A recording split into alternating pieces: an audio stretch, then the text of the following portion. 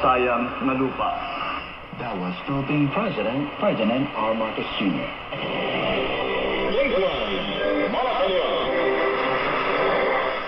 Philippine President R. Marcos Jr. challenged local government units, or LGUs, on Wednesday to improve transparency and participatory governance, underlining that public trust builds when people can plainly see how taxpayer-funded initiatives are carried out.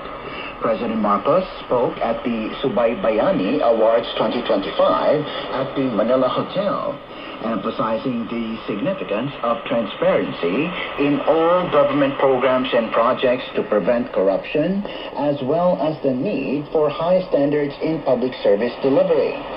The President noted that when the public has access to government procedures, they become more empowered as our partners in promoting accountability.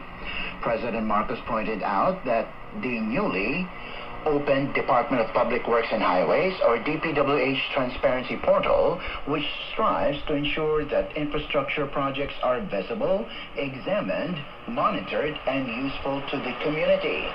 The Transparency Portal allowed the public to watch every phase of infrastructure project implementation, from purchase to foundation laying to utilization.